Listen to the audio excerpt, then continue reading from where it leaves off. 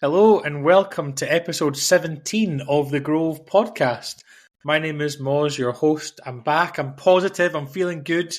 We've won a game, I'm in a good mood. I've got two of my friends with me today. Tabs, how are you? Yeah, good. Well, I say good. I've just been spanked by my son, 6-love, 6-1 at tennis. But other than that, it's I'm all good. 6-love, 6-1.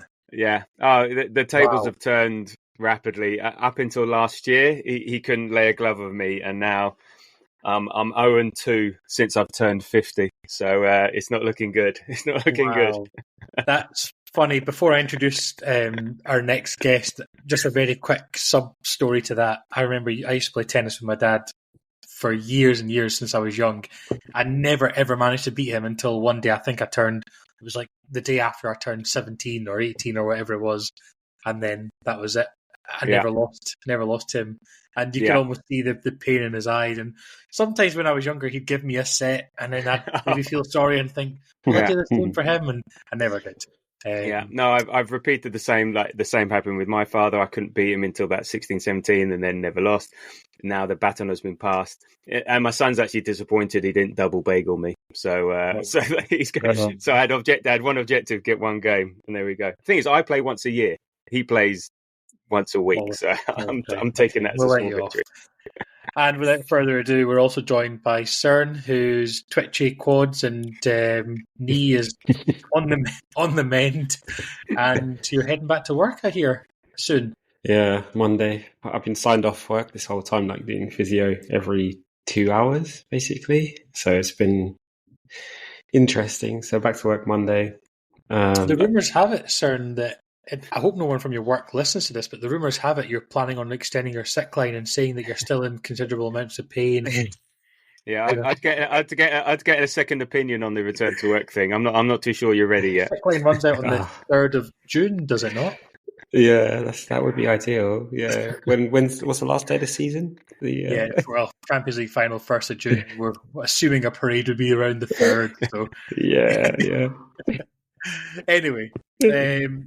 There's not really much to say on yesterday's game, to be honest. We played Luton. We all knew we were going to win.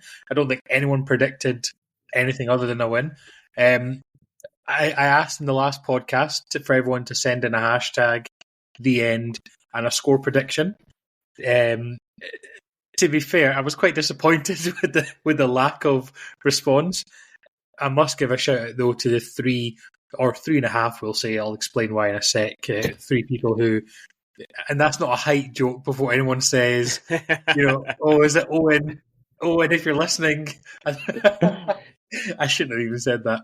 I'm not being heightist. So the first person was Alan, who predicted 3-0, which was close. And then we move over to Alistair, again from the Grove, who said 3-0. He also referenced you, Tabs, and said an XG of 2.63 to 0.49. So I don't know if you have the XG to hand. It wasn't great. I mean, it varies, but apparently yesterday, it was even just 0.73. I've seen 1.1 elsewhere, but it wasn't great. We overperformed our XG. Okay, and then the last person who fully sent us a prediction was the Grove's favourite, Sasha. He wrote hashtag the end 2-1 Arsenal.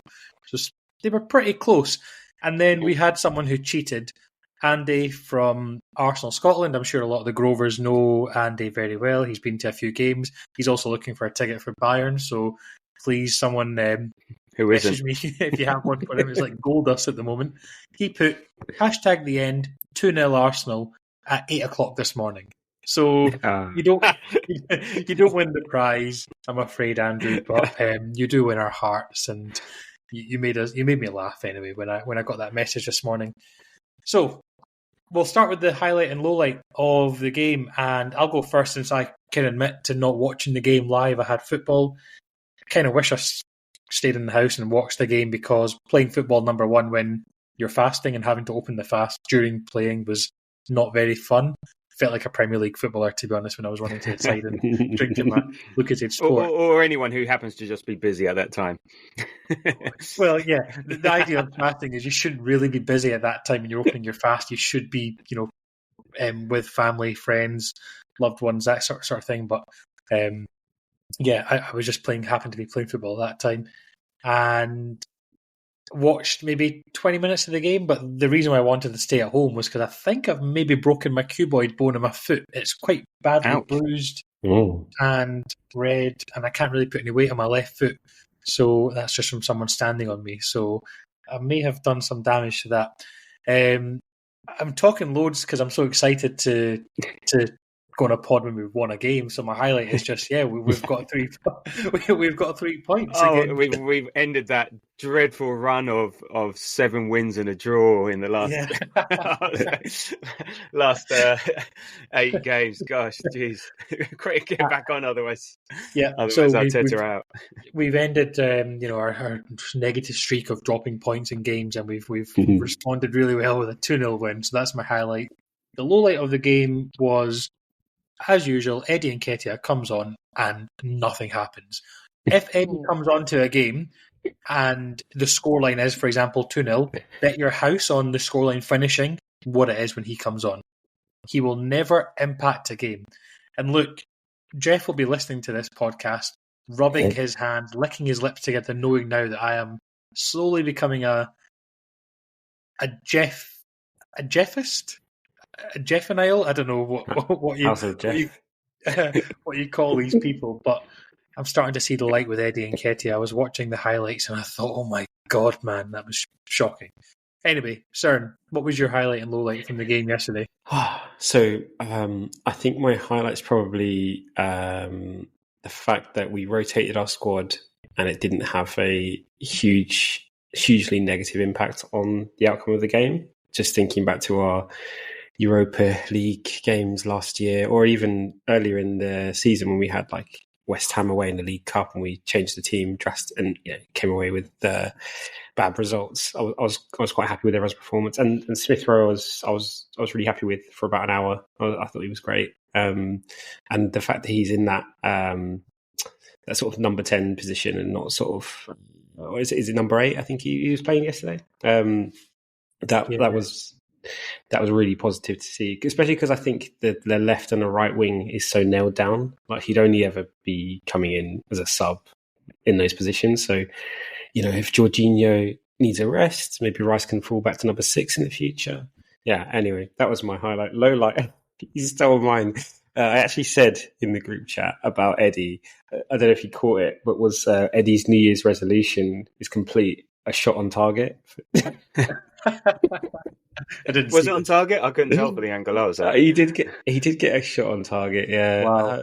He probably has had more than that, but yeah, it's I don't know. He had a cameo in Porto that he did a couple of flicks that was all right, but yeah, it just shows you, Søren, on that point. It just shows you how far we've come in a season that we don't rely on Eddie Nketiah anymore. I mean, this time last year he was, the next best thing. I remember he scored that last-minute goal against United, and there was a run of games where he was starting, obviously, in Gabriel Jesus' absence, and he was like the next best thing. He just was playing post World Cup. We relied on him, right?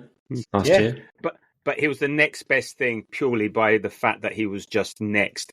And he was only the best thing that we had available. Like if we had Yaya, I'm going to repurpose that phrase. The next he was the only thing available. You could say next best. It was the only thing. Yeah. So I'm really happy with how far we have come in the last season.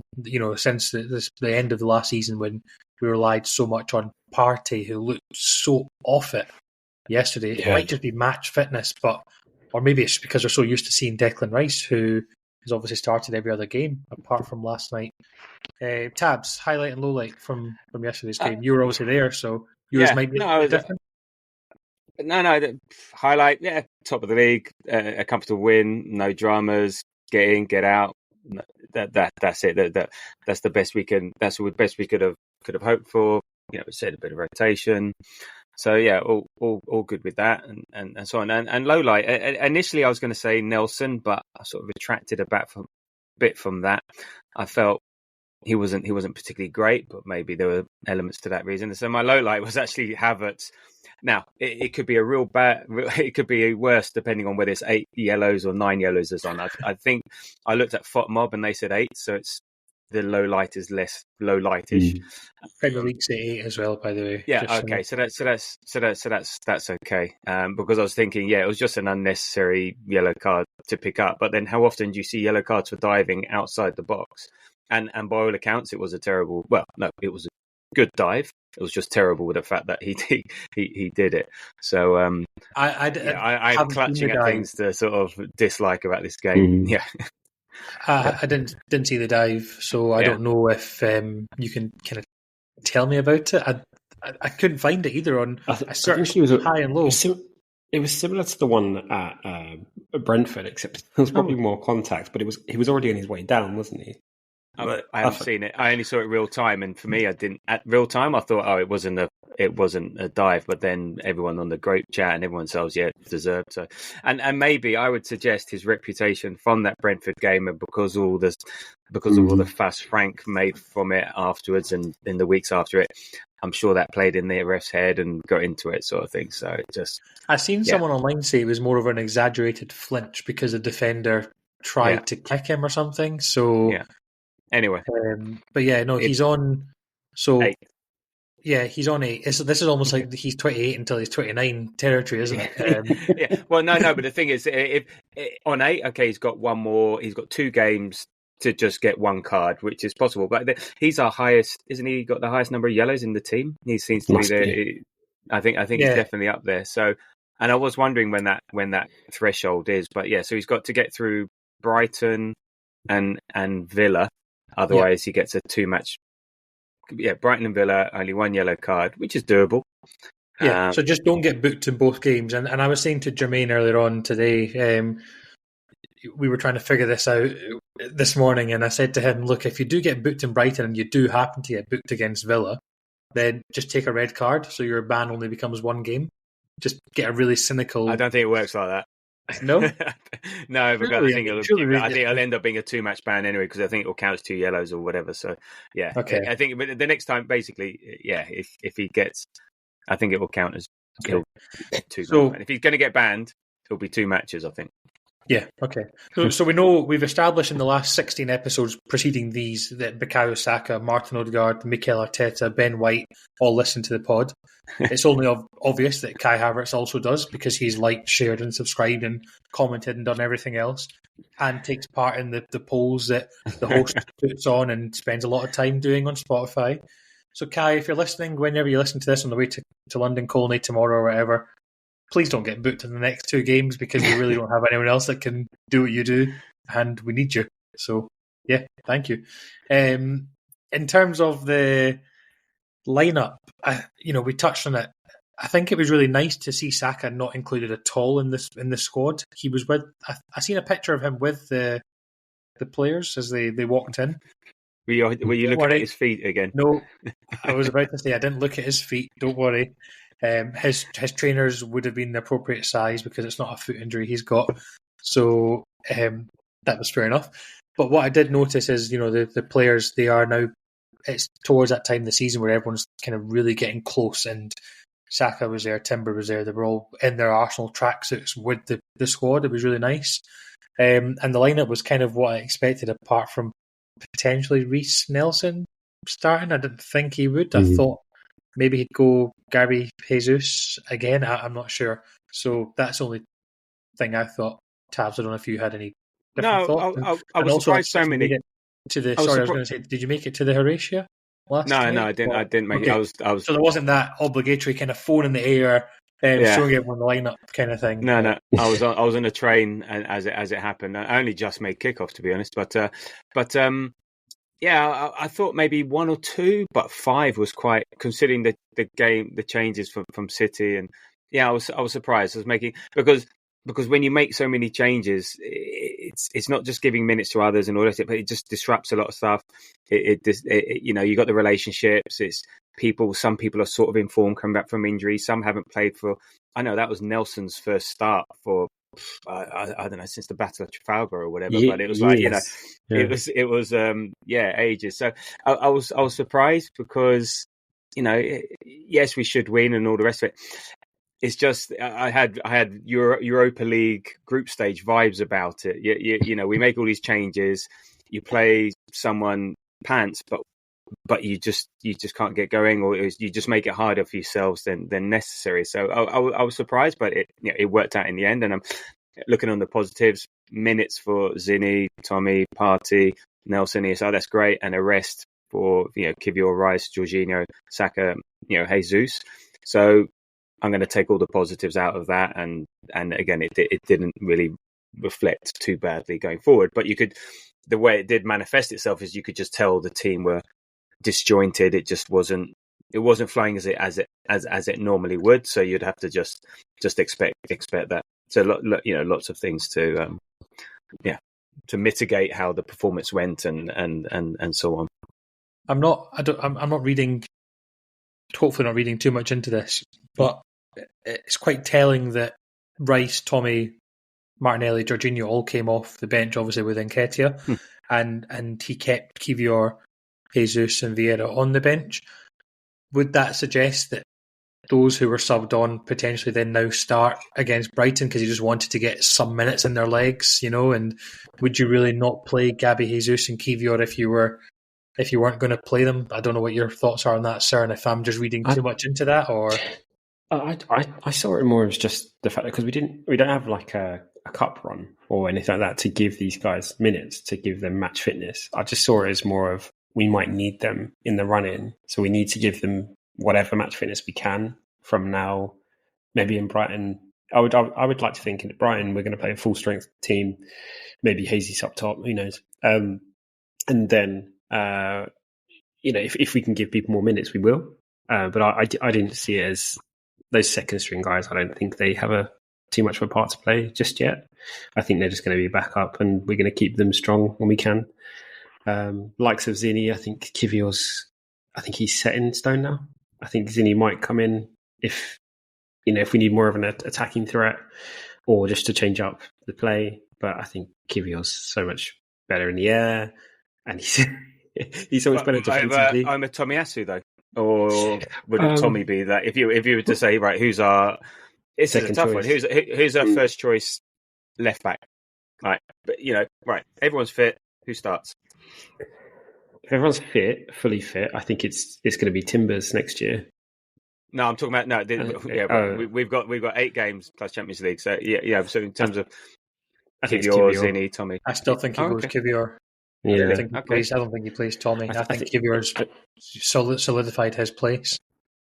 And also corner threat. Zinni's not offering much in a corner, and Rice is already taking the free kick. So what does he offer? Outside the box, he never shoots. So okay.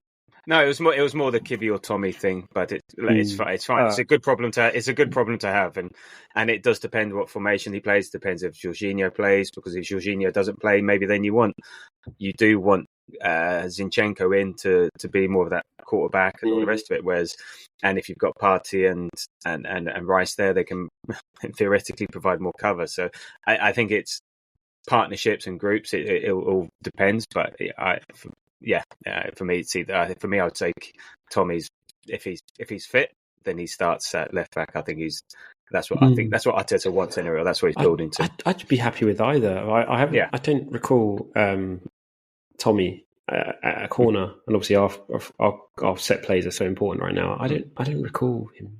I don't know what he's done in set plays. No, Maybe it's been a while. Yeah, I think that's the thing, but. No, it's hard to read into these things. You don't know what's in the mind. I think Kivior said he played 120 minutes, the middle of the week, and then he played that full game, and he's been playing what he played. He's been playing loads of games, this year already. So I think he just needed a full rest, and I don't think it's an issue him not coming on. The interesting one is Vieira. So it's either no, I know what you can do, so I don't need to bring you on. You're fine, or no, you are now right at the back of the pecking order. That's an interesting one to to see where that lands. Because I was surprised to didn't see him come on. I think maybe if it had been 3-0 up, he might have come on for Odegaard. But because it was still just that 2-0, it's not 100% secure, even though it should be. So therefore, I think that was more of a case of, I was surprised. I was surprised Jorginho came on. I must admit, I thought Vieira might have come on at some point. I just think that he wants to keep Jorginho's legs ticking over for games like Sunday or Saturday. Sorry. Yeah, well, this is the thing. If they don't play, they have to do a half an hour, 40-minute warm down anyway. I think they still do. I think. Well, even if they do that. So sometimes you say, you know what, rather than do that, get on the pitch and run around for 20 minutes, and then you don't have to do the effort. So so sometimes they'd rather do that than get them jogging up and down the pitch after the game. When I sat in club level, I remember going out right at the very end. I mean, we stayed after to watch. It must have been a big game on after us, and we stayed to watch that game. And after that, I left to go out and just look at the pitch and take a photo. And the players who had only played kind of half an hour or less were still out there running. So, just a couple of facts. Normie is slacking, so I had to do the stats myself. Never got a message. Normally I get a text at 4 a.m. from Normie with loads of stats. Gabriel won 8 duels in the match, and all 8 were against Carlton Morris, who consequently lost all of his duels, 8 in the match, which was quite funny. So it seems like Gabriel either targeted Morris or Morris targeted Gabriel, but either way, Gabriel had the better of him 100% of the time. Carlton Morris also had the least touches of any outfield player to play 90 minutes with 33. There's quite a few, by the way, just random players. Reece Nelson was the most accurate passer with 100% to play 45 minutes or more with 33 passes completed. Yeah. But what sort of passes? Because a lot of the time they were sideways or backwards. Listen, Tabs, don't shit on FOTMob, right? Just listen to the stats. I'm coming back to your point around XG. Where's the context? Yeah. You often get centre backs who have the highest pass ratings, but that's because they're passing it back to the goalkeeper or to each other, and there's no threat to those passes. So yeah, okay. Sorry, I just wanted to. Normally it's Whale that's a negative Nancy on the pod, but it's slowly becoming you, Tabs. Leo Trossard completed the most dribbles in the match with 3. William Saliba completed the most passes in the match, as Tabs just alluded to, with 72. And finally, Emile Smith-Rowe created the most chances in the match with 3. Yeah. So, fair play. The other stat that wasn't listed that I noticed, I was just looking at, out of interest, at David Raya's pass accuracy with long balls. 6 completed out of 22. I don't know if you notice anything on TV, Søren, or Tabs in person. If David Raya's kicking wasn't up to scratch again yesterday, or was it okay? Was his distribution okay? I didn't notice that it was out of the ordinary. I felt like his kicking wasn't great at City, but I felt like everyone was slipping everywhere at City. I don't know, Tabs. What do you think? I don't recall. I think it's right. I think at City, that was part of the tactic: go long, win second balls, turn the defense. I think sometimes they were forcing him. I think he's right-footed, so they were forcing him onto his left foot. So a lot of the time it was his left-footed ones, and that was City basically saying, "Well, if you're going to kick long, you're doing it on your left foot." Yesterday, maybe a bit more than normal. Maybe we're trying a few things. It is a hard one because. The accuracy, if you're putting a ball up for 50-50 and then the Luton player wins it, then that's an inaccurate pass, and it's a matter of inches. So I didn't say. Look, to be honest, I think it just sums up the whole game. We played at, in second gear. There was no intensity. There was no need or urgency to be real spot on. So, and you can't help that when you got that. I mean.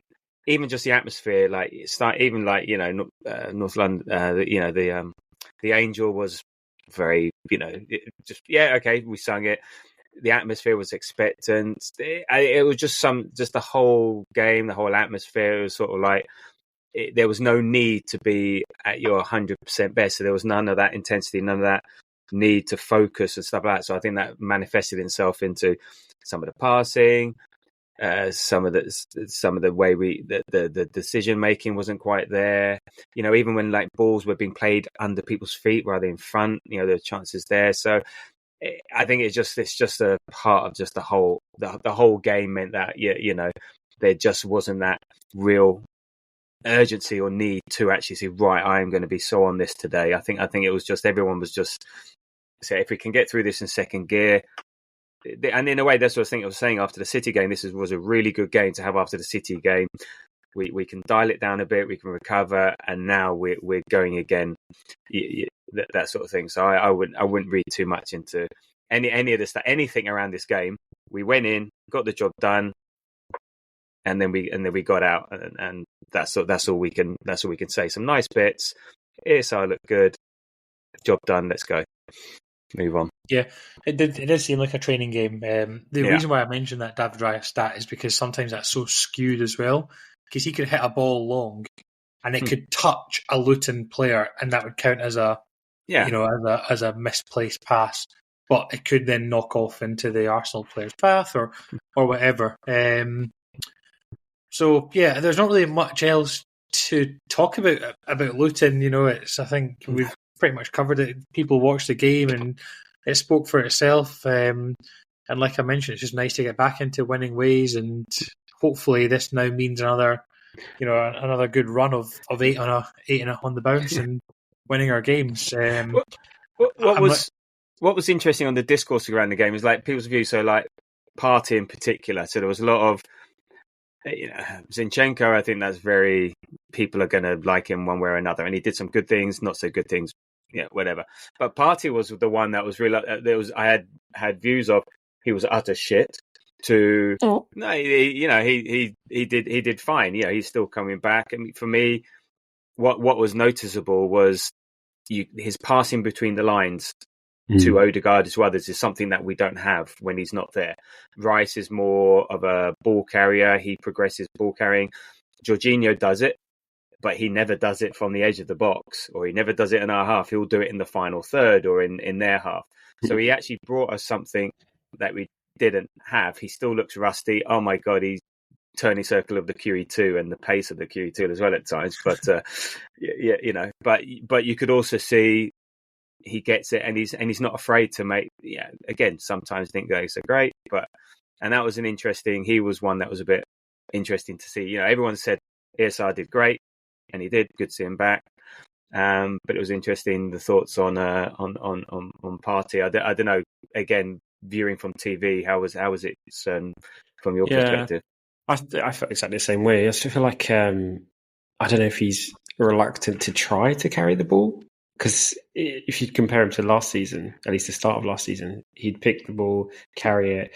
There's one clip I always think where he ran half the pitch and intercepted the ball on the edge of the box. I forget who that was against, but I just saw it on TikTok this morning, so it's in my head. It's like a different man, but I don't know if he's reluctant, but yeah, he's definitely rusty. But I had the same thoughts. Passing between the lines was brilliant. And Rice, I think he's so risk adverse, which is great. Like, that's just who he is. And maybe his passing will change over time.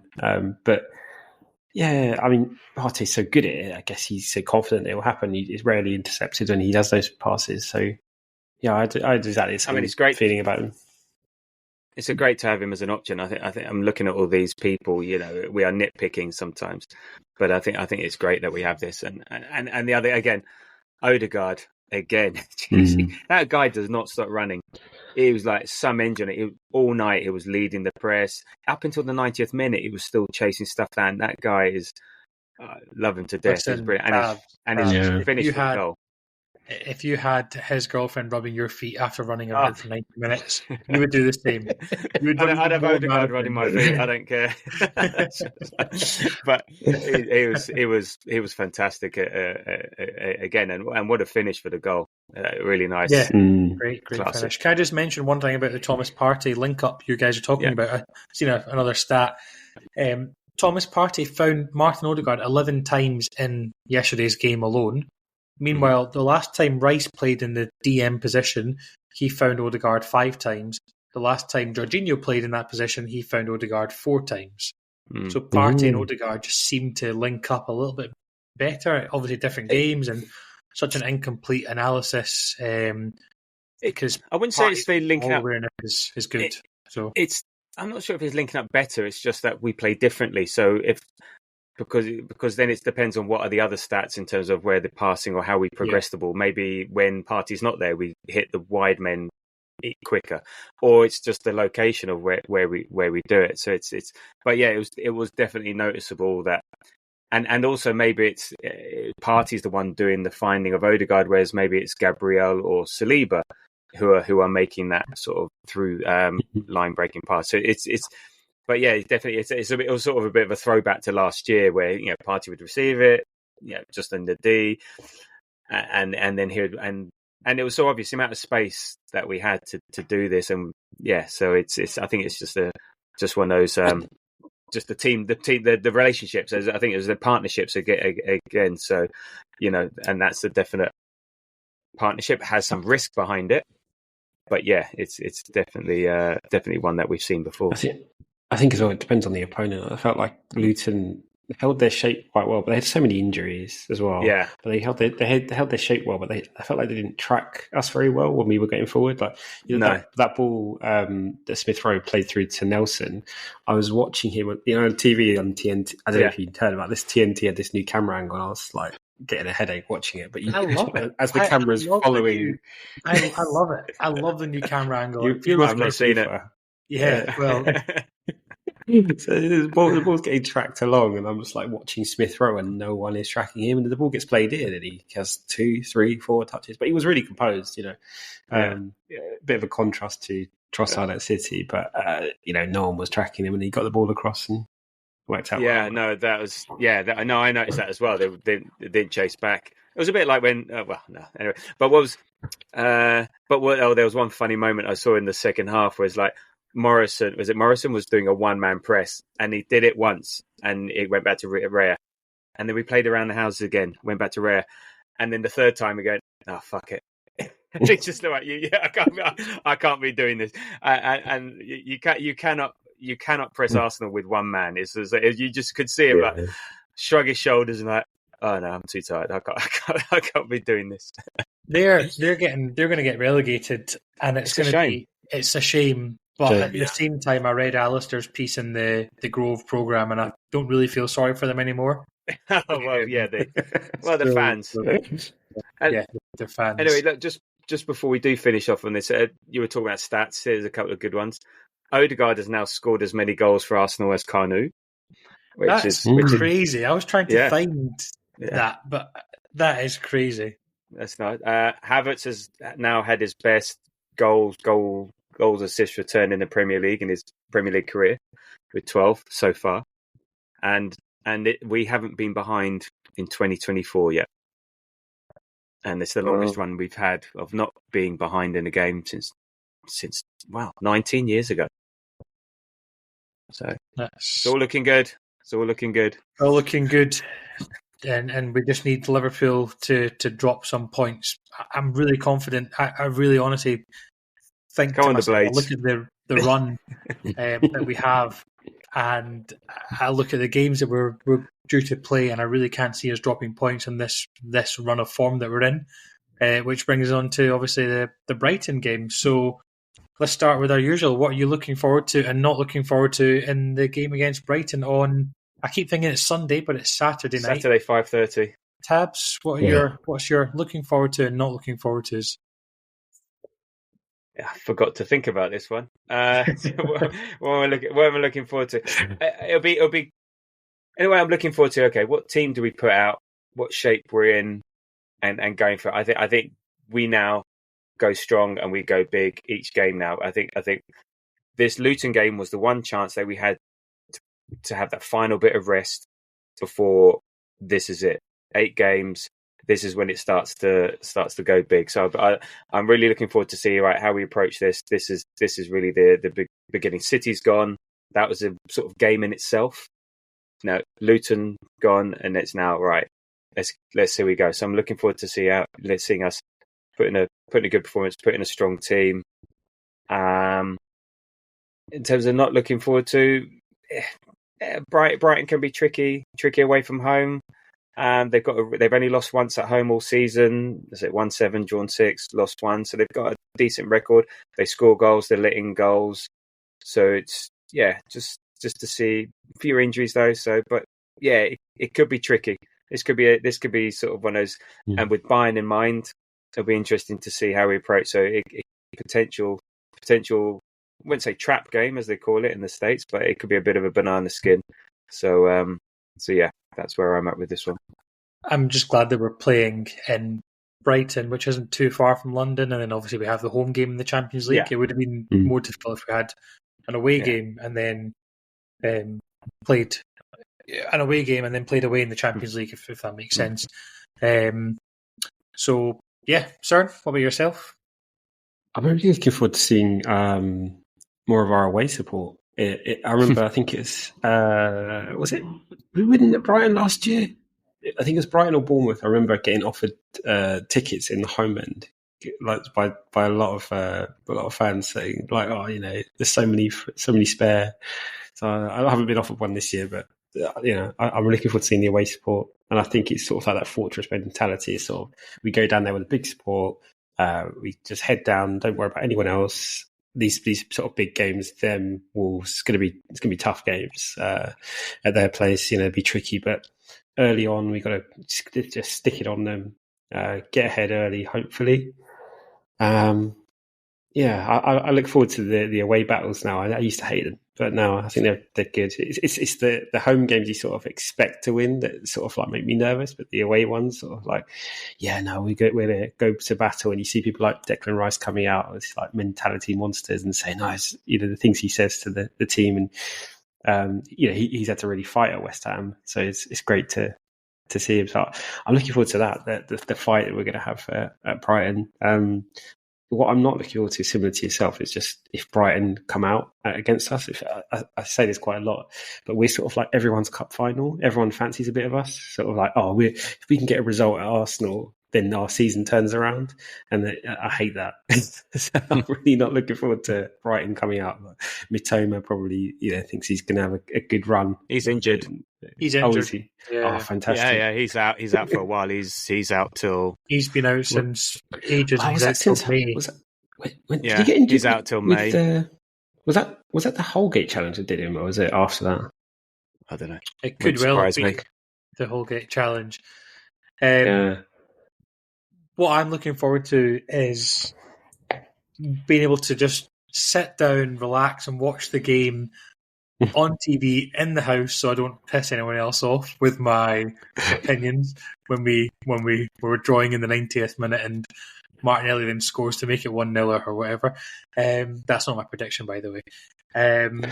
So I'm looking forward to just sitting down, chilling, watching the game. I might go head over to the Arsenal supporters club, but I don't know. I'm not sure how I feel about that.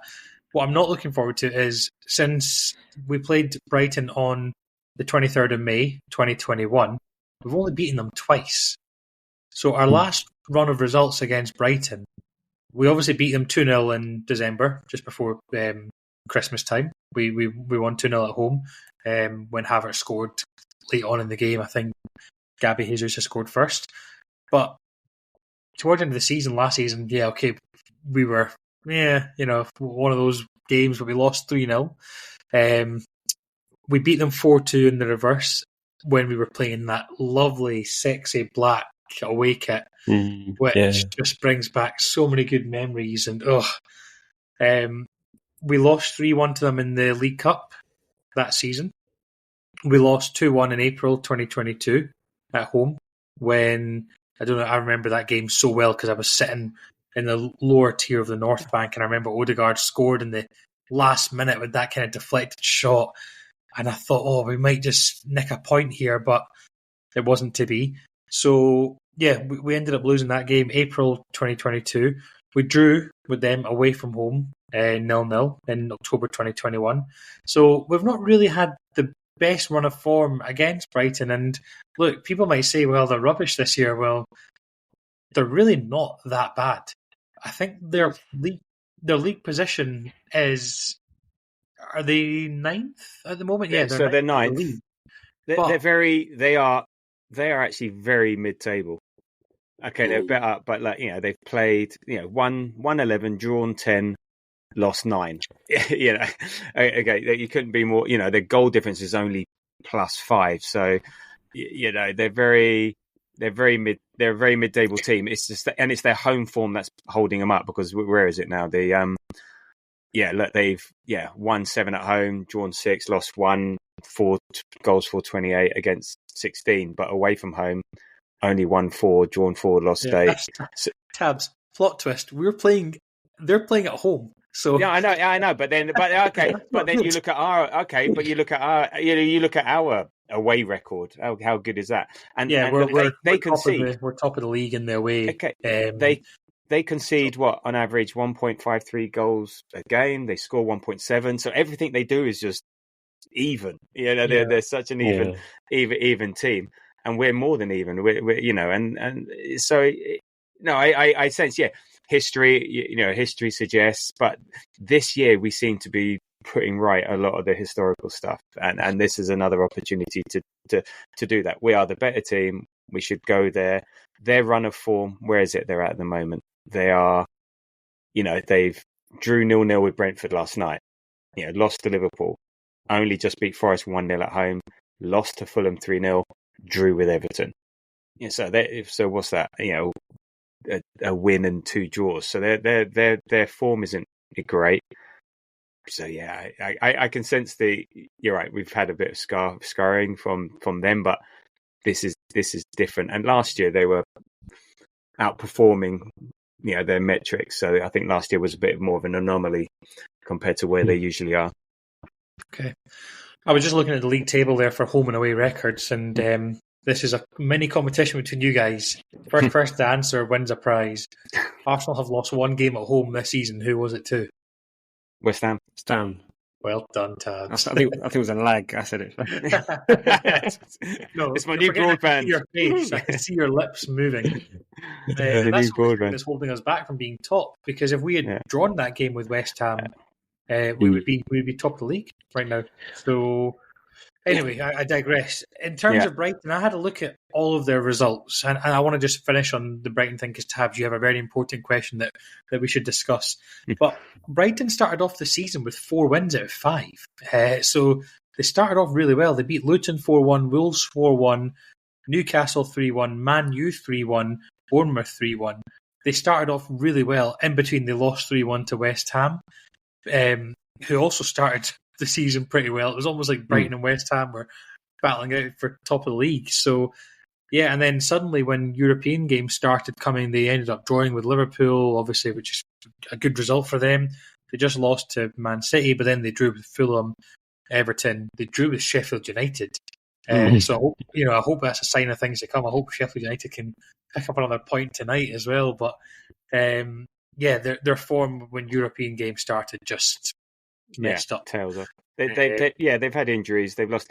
I think the one positive for us, in a way, they're sort of like a mini Arsenal to a certain extent in terms of the way they do their high press.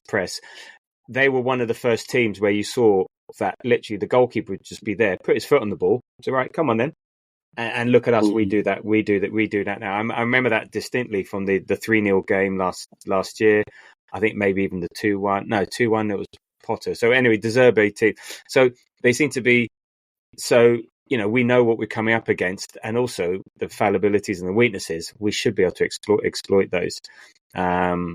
With that, so it's like coming up to a sort of a less good version of ourselves. So and even those results, the only noticeable result they've had recently is the 2-2 Liverpool at home. Other than that, games they expect to win, games they expect to lose. It's all very middle of the road. So, Søren, what's your prediction for Saturday night? 3-0? That's really on the fence, isn't it? That's almost as on the fence as what Tom was in the pod a couple of episodes ago. Tabs, you're going 3-1, aren't you? I'm just trying to think. Are we going to be back to a free flowing? I think maybe. I think I'll go 2-1. I think we could concede. I don't know.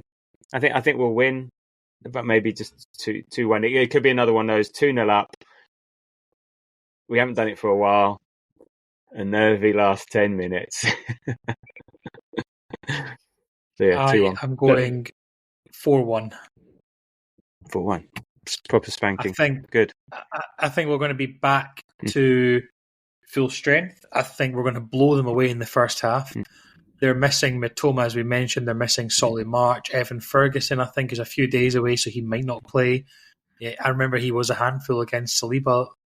That goal they scored, I remember there was a one and only time I've seen Saliba get bullied off the ball. Billy Gilmore's missing, James Milner's missing, so they're missing key players. I just can't see anything but a resounding Arsenal win. Well, I hope so anyway. But yeah, let's move on just very quickly for 10 minutes. Let's talk about this burning question you had, Tabs. And it's a really interesting one. So I'll ask you guys a question and we can discuss as a group. Let's try not to fall out because we've done 45 minutes so far without doing that. Tabs, I'm looking at you in specifics. Hey, I'm the voice of reason here, man. I don't do the falling out. No one, all the feedback I've been getting, Tabs, is no one agrees with your opinions and everyone agrees with myself and Wales. So I don't know what you're talking about. How is that talking into the mirror going for you these days? So the question is, what would our listeners consider to be a successful season? Do we have to win a trophy? Do we have to get to the Champions League final? You wrote final, Tabs. I think there's only one final. I think it's just one Champions League final, and there's not a final after it. Really bad joke. I'm sorry. You'll need to forgive me when fasting. My humour's not as good as what it usually is. So do we have to get to the Champions League final? Do we have to win a trophy? Is the semi-final in the Champions League and second in the Prem considered success? Or is the Champions League quarters and the third place in the Prem considered success? I'll go first, if you guys don't mind. So do we have to win a trophy? Yes, to be a successful season. The reason why is because last season we had what we would deem as successful because it's a succession on the season before. You're succeeding your position in the league. You're doing more. This season, it's only right that we have to go either one step above and we win a trophy, or if we finish second and get knocked out of the quarterfinals or the semi-finals of the Champions League, I'd be like, yeah, okay, fair, decent season, good fun, but really, what have we had to show for it at the end? It's been another disappointment at the end where you don't have anything to show. But yes, we won the Community Shield at the start of the season, and Whale and Tabs might argue about cups of importance, but really, I think we need to either win a trophy, so that's the biggest thing for me, or finish second and make it to the Champions League final. And if we win it, fine. If not, fine. I still think that's a success because we've just not been there in so long. So for me, at the end of the season, when I'm appraising the team and marking us out of 10, I'm sure we'll do that on a podcast, the only way I'll give them a high enough score is if we either win a trophy or finish second and get to the final of the Champions League. I wouldn't deem semi-final and second or quarter-final and third a success. I don't know if anyone has any rebuttal on that. Go on, Søren. I'll go last. I follow the same sort of logic. Like we have to have success on the prior season. So for me, a second place finish and final or semi-final Champions League. I mean, Champions League, we've already surpassed Europa League, so we've done that. But I'd want to get as far as possible and not, we should be beating Munich really, right, over 2 legs. I think if we came up against City, we could beat them. Anyway, that would be a success. I would sort of have a counter argument though. Would you say if we came second and got knocked out to Real Madrid in the semi, would you be unhappy with Arsenal this season? My argument would be is that I've never felt as excited about Arsenal since probably 2006. So I'm pretty happy as a fan. Like, I'll be, renewing my membership next year and all the rest of it. So, so buying too much merch as usual. Got some more merch on the way. So, I don't know. For me, do better than last season, but I'd still be pretty happy with the team. Yeah, but Søren, everyone wants to do better than last season, but is that a success in your eyes? Is that it might well be, but is it success for you? Are we really okay? Forgive me, listeners and guests for this opinion, but are we just now becoming too used to not winning anything? I don't mean this in a bad way, but are we becoming so used to the really shit last 20 years we've had, apart from FA Cups here and there, that we're just thinking, if we finish second and get knocked out of the semi-finals, that's good for us. It's not. We're Arsenal. We should be aiming to and not be happy unless we win at least one, if not 2 or 3 trophies. That's my take. Yeah. Okay, but I'm talking like from now. So what would you consider a successful season now? Sorry.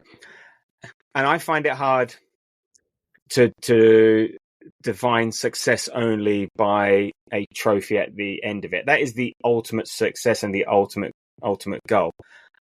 But it's so hard and so just only one team can win it, and there's so many variables at play and so on. So it's really hard to. You can be disappointed at losing the final. You can be disappointed coming second, and how you do that.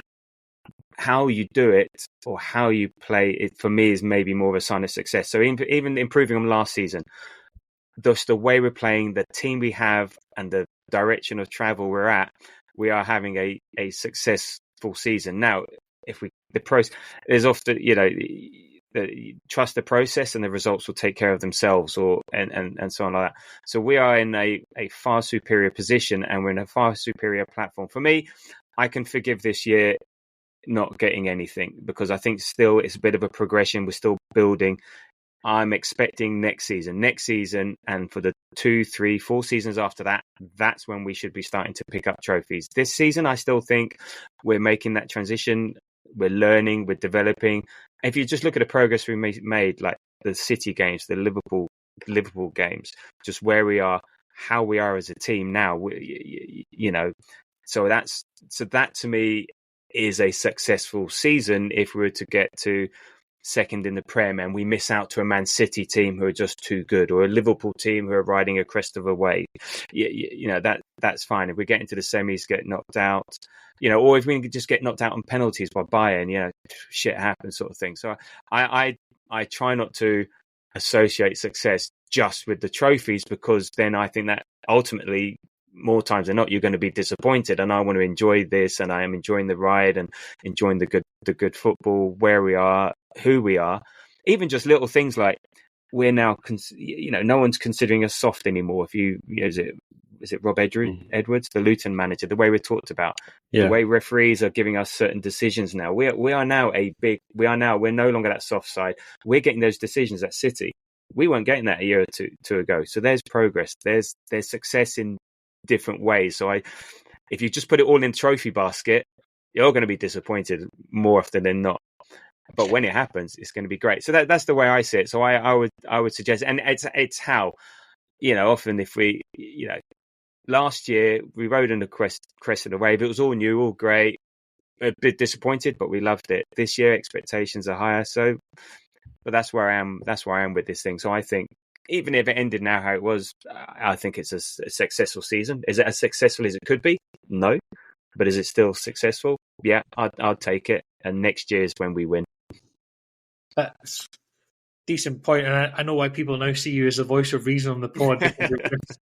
Very dull. Very dull. So Controversial. eloquent in the way that you put across your very boring arguments about, everything's just, let's look ahead. No, I jest. It's all about keeping your sanity. As you get older, you're just like, geez, I guess for me, the reason why I'm so demanding of this team is because I have seen the levels we can reach in a very short space of time with this team, in the space of, since August, really, since, a bright-eyed, bushy-tailed Moz was at Wembley watching this team play and beat Man City. So that, for me, is the reason why I demand success in the form of trophies, because I know the potential we have.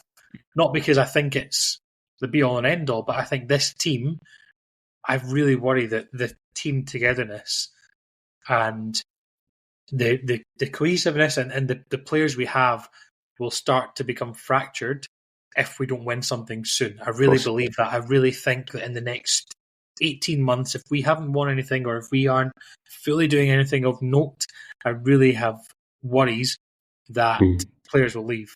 And if that happens, then we can say goodbye because we'll have to rebuild and do everything with that again. So that's just what my thoughts were. No, I agree.